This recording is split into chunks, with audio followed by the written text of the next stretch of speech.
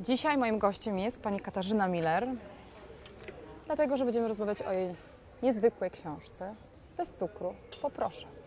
Witam Cię, Kasiu. Witam Cię, Izo.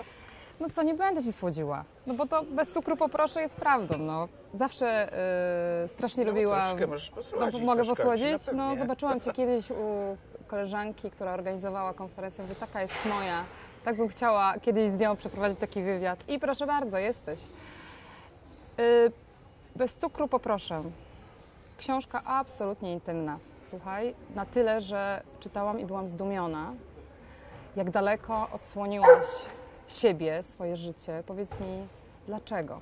Dlaczego powstała ta książka? Ale już jest pytanie po co? Chociaż dlaczego jest oczywiście też ważne? No, dlatego, że wydawnictwo mnie o nią poprosiło. To jest właściwie powód, dla którego powstała. Natomiast cel pisania intymnie był taki, jak mi zaproponowali, to jest pytanie, wy naprawdę wiecie, co mówicie? No wiemy, co mówimy. Chcemy, żeby Pani zrobiła o swoim życiu. I ja mówię, to będzie w takim razie bez cukru.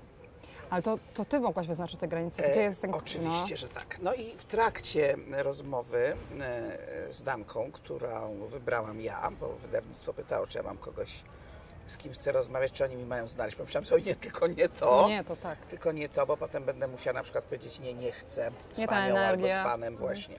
Wybrałam dziewczynę, którą znam, szanuję, czuję się przy niej otwarta i ufam jej, więc to jest ważne. No i jakby tak szłam za tym, o czym mówię i tak podchodziłam pod pewne tematy i mówię, ja nie wiem, czy ja chcę o tym tak całkiem do końca. Ona mówiła, no to sobie zobacz, nie? No to tam za parę dni mówiłam, wiesz co, powiem do końca. Oczywiście, że no, jakby rozbieranie się przed ludźmi ma swoje różne strony i różne aspekty. Ja się nie rozbieram dla rozbierania i dla striptisu, tylko się rozbieram dla ludzkiej, jak to powiedzieć, normalności, zwyczajności. Moją pracą jest ludzi otwierać, moją misją jest kobietom pokazywać, że są takie, jakie są, w porządku, że nikt nie jest nieudany, że człowiek ma to, co ma i z tego może korzystać i że ma obowiązek z tego korzystać. Że to, co przeżywamy w naszym życiu, nie przypadkiem przychodzi do nas, że po coś jest. No, moim nieszczęściem czy bólem największym mojego życia było to, że było mi trudno z moją mamą. No właśnie, i o tym też jest ta książka. To bardzo jest intymna. bardzo o tym, ponieważ no, to mi towarzyszyło przez kilkadziesiąt lat mojej pracy nad sobą, żeby dojść do takiego stanu, w którym dogadałam się z mamą, wybaczyłam sobie, że źle się czułam, bo myślałam o sobie. Ona mówiła na przykład o mnie, że jestem podła. No to mi się przez jakiś czas wydawało, że może ona ma rację. No a gdzie ja tam podła? W ogóle gdzie 3-letnie dziecko podłe, prawda? W ogóle to jest jakaś zgroza mówić coś takiego. No jak ten temat chcecie poznać, a mnóstwo kobiet ma kłopoty z mamą, no to przeczytajcie. Jest też fajna książka Susan Forward, Matki, które nie umieją kochać. Słyszałam o tej Jest książce. dużo kobiet, które nie umieją kochać siebie, więc nie będą też kochały po prostu swojego dziecka. Mówiłaś o tym, że mama Cię nie lubiła, byłaś niechciana. No, tak, niechciana. Byłam niechciana i całą tą historię opisuję, jak to się stało, że ona pomimo wszystko mnie miała, choć nie chciała. Być może gdyby miała syna, byłoby to co innego. Ja zresztą, ponieważ jedynaczka, bardzo chciałam mieć rodzeństwo, ale sobie pomyślałam kiedyś już, jak byłam troszkę bardziej kumata, że jakbym miała braciszka, to dopiero byłoby mi trudno, bo byłabym jeszcze nie zazdrosna. Druga, no tak. I on by był ten cudny, a ja bym była ta do dupy, nie? I tak byłam do dupy, a tak to jeszcze bym była jeszcze bardziej.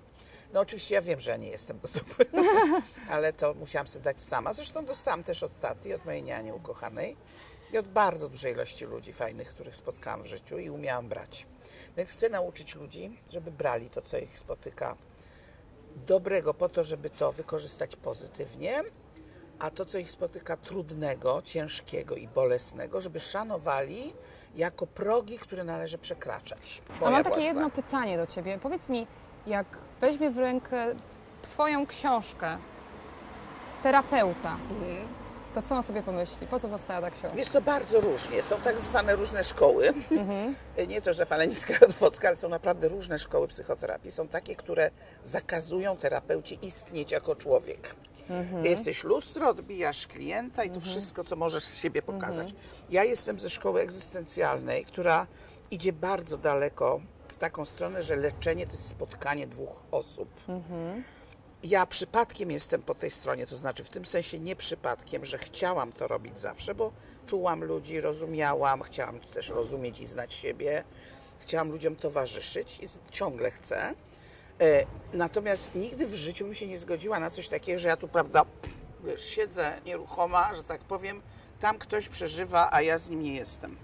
Ja jestem, ja z moimi klientami jestem. Wiesz, i pyta mnie, a ciebie to chłop rzucił? A mówię, a bo to jeden, a ty rzucałaś, a bo to jednego, wiesz, o to tylu? No bo ja akurat tylu, prawda? A inna tylko z jednym, a inna z 3, a inna z żadnym, prawda? I jeżeli by jakaś inna terapeutka, która miała jedno małżeństwo, napisała, jak to jest cudnie mieć jedno małżeństwo, no to inne dziewczyny powiedzą, o, to jest cudnie, prawda?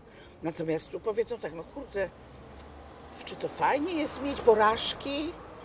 Ja mówię, wszystko jest fajnie mieć. Tak. Wszystko jest fajnie mieć w życiu. Wszystko. Słuchaj, tutaj opowiadasz, że już tak zaskoczyła mnie to, powiem Ci szczerze, że mówisz o swojej próbie samobójczej. Czy to też czemuś służyło? Myślę, że to bardzo służyło, bo moja próba samobójcza była śmiertelnie poważna. Mało brakowało, by mi nie było. I ja naprawdę chciałam nie żyć. Kochałam życie szalenie, tak jak w ogóle ja zresztą kocham. I się z nim żegnałam, o czym piszę tu dokładnie, Miałaś ponieważ lat? pamiętam to, miałam 15 lat. I ja tu piszę tak, to nie jest prawda, że dzieci popełniają samobójstwo dlatego, że miłość im się nie udała. Tak, ale miłość rodzicielska. Dom. To nie jest to, że moja dziewczyna czy mój chłopak mnie rzucił, tylko w domu mi jest tak źle, że jeżeli chłopak wymarzony nie rzuca, to dopiero mam koniec. Ja żadnego chłopaka tego nie zrobiłam, żadnych stopni, tylko mamy. Wyłącznie. Ale wiesz, rozmawiamy teraz tutaj, ten program jest dla kobiet i to jest ważne też, tak, żeby one wiedziały, że wychowując dzieci mają bardzo ważne zadanie. One wiedzą, tylko one się uginają pod tym, rozumiesz? Moja matka się uginała pod zadaniem bycia matką. Kasia, piszesz też o tym, co pewnie też jest dla Ciebie trudne, bo o swojej nadwadze. A ja Ci mówisz tak, zostawcie te dzieci, jakie one są, ale jak ktoś ma grube dziecko, to ono ma zostawić to dziecko i nie pracować nad nim? Nie, dziecko nie rodzi się za grube. Ono się czyni w tym domu, rodzicach, tak? czy później w swoim życiu za grube. Ja byłam szczupła, widziałaś moje zdjęcia. Tak, bardzo ładne zresztą. Tak, uważam, że byłam laska. Mam się mówiła, że jestem gruba. Bardzo ładna byłaś. Mówiła, że ja jestem gruba, jak ja byłam super zgrabna. No tak, to jest skrajność. No przecież, słuchaj, ja między innymi dlatego jestem gruba. Byłam chudym dzieckiem, bardzo ruchliwym, które po pierwsze, nie lataj, nie biegaj, nie tańcz, nie śpiewaj, nie rozumiesz, nie przeszkadzaj. A po drugie zjedz wszystko. I się nie ubróć. I nie wolno ci tak. No, akurat na szczęście nie. Tylko mama takie miała teksty. Nie. I przede wszystkim zjedz wszystko, co masz na talerzu. Tu niestety tatuś dał dupy i mnie zmuszał. Pewnie się dał przez matkę. Albo był też tak wychowany. Albo tak był wychowany. Siedź, dopóki nie skończysz tego, co... Ale wiesz, że to jeszcze jest w polskich domach. Wiesz, tak. Siedź i zjedz. Widziałam takie dzieci, mnóstwo takich dzieci. Łamie się w ten sposób człowiekowi jego własną taką wewnętrzną, wiesz, miarę, ile ono chce i potrzebuje. Ja sobie tyłam powolutku, cała na okrągło, byłam zgrabna, ładna i tłuściutka i to mi się podobało i chłopom się podobało i po prostu poza tym postanowiłam w życiu, że ja siebie nie będę katować. Że ja, za przeproszeniem, chromolę to, czy ja jestem taka, jak są modne damy, bo ja jestem ja, a ja lubię jeść. No, że mnie tego nauczyli, bo się w domu dużo dobrze jadło, bo potem zobaczyłam, jaką cudowną rzeczą są biesiady, bo również się uzależniłam od jedzenia, bo to trzeba jasno powiedzieć, że jedzenie robi nam szybko dobrze, no nie wszystkim, niektórzy robią sobie czym innym dobrze szybko, ja tam wolę robić sobie jedzeniem i lubię moje uzależnienie, aczkolwiek oczywiście zdaję sobie sprawę, że ma ono też swoje negatywne strony, ale dla mnie zawsze miało aż dotąd same pozytywne, Bo wiesz, ja mam spódnicę na gumce, tunikę szeroką, czy ja tam mam 2 czy 3 kg więcej, to nikomu nie przeszkadza. W każdym razie nikomu, oprócz mnie, jak teraz jest mi za ciężko, prawda? Teraz dopiero jest mi za ciężko. Napisałaś tam taką fajną rzecz. Facet przy kobietach służących nie rozwija się, nie mądrzeje, stoi w miejscu. No tak. I wiesz, więcej jest służących. Ależ oczywiście taka jest kultura, taka była kultura patriarchalna. My ją przełamujemy jak możemy. Ja się do tego przyczyniam, ty się do tego przyczyniasz. Mnóstwo mądrych kobiet. Mężczyźni się do tego nie chcą przyczyniać, bo im jest wygodnie z tego powodu, że jak mają gacie, to już są lepsi, prawda? No ale teraz my też nosimy gacie. Służący człowiek, czy to jest mężczyzna, czy kobieta, jest niewolnikiem. Jeżeli uważa, że jego wartość polega na tym, co mu spadnie z pańskiego stołu, prawda, i co tam złapie w przelocie, a nie co sam sobie zrobi, weźmie, wybierze, no to jest po prostu człowiek skazany na takie, wiesz, na takie wtórne życie. Powiedz mi, czy jakby twoja mama żyła, czy byłabyś taka odważna, żeby napisać to, co tutaj piszesz? Teraz tak, teraz już tak. No jeszcze tam z 10 lat temu to nie, ale teraz już tak. O seksie jeszcze. O seksie, dobrze, co o seksie? Zadziwiłaś mnie, że powiedziałaś, że nie interesowało cię to, że facet miał partnerkę lub żonę. Tak, I to brałaś porusza- co chciałaś. To I mnie to porusza poruszyło. kobiety w Polsce. To nie jest tak, że ja byłam taki, wiesz, przechodzący huragan, co tu mówi ten Wamp. pan, proszę do mnie. No. Tylko, że jeżeli się działo coś takiego, że mnie i jakiegoś chłopa coś razem ciągnęło do siebie, ja się dowiadywałam, że on ma żonę, to ja sobie myślałam tak, jeśli mnie to naprawdę ciągnie i jego naprawdę ciągnie, to co się tam dzieje, to przypuszczalnie nie jest najlepsze. To jest tych państwa problem.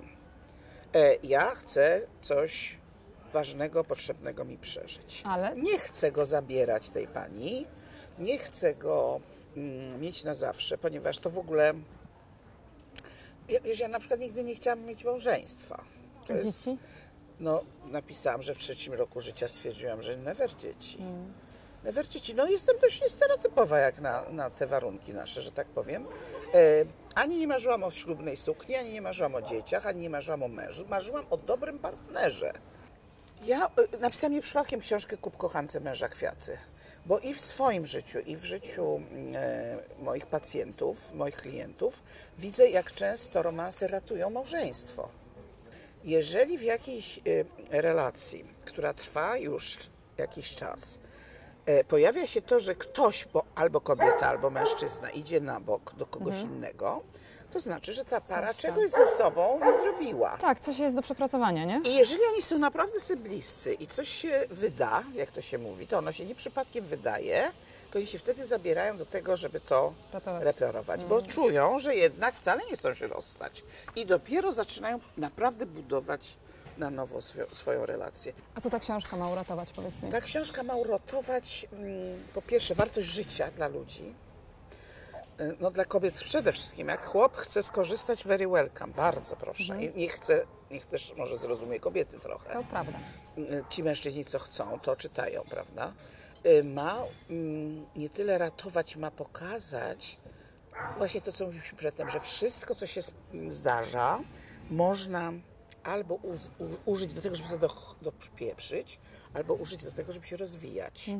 Ja wiem, że wszystko nas rozwija. Wszystko. Ma służyć do tego, żebyśmy siebie szanowali, pokochali, cenili i również innych cenili. Że niezależnie od tego, jaki kto ma światopogląd, wiesz, jakie ma doświadczenia, ważne jest, co z tym robi, do czego tego używa, prawda? No ja używam tego do miłości.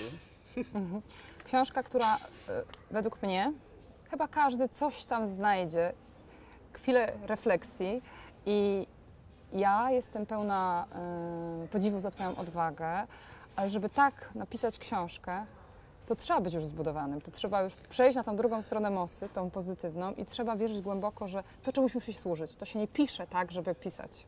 Nie, to się tak nie mówi, żeby gadać i nie pisze, żeby pisać. Ja gratuluję. Dziękuję. Ja gratuluję dziewczyny. Obowiązkowo, Stach. Ja będę rozdawać te książki. Nie dużo, z podpisem Kasi, ale będę. Także pozdrawiam i Tobie serdecznie dziękuję. Dziękuję bardzo. I mam nadzieję, że się nie ostatni raz widzimy. Ja też tak myślę, nawet jestem dziwnie pewna.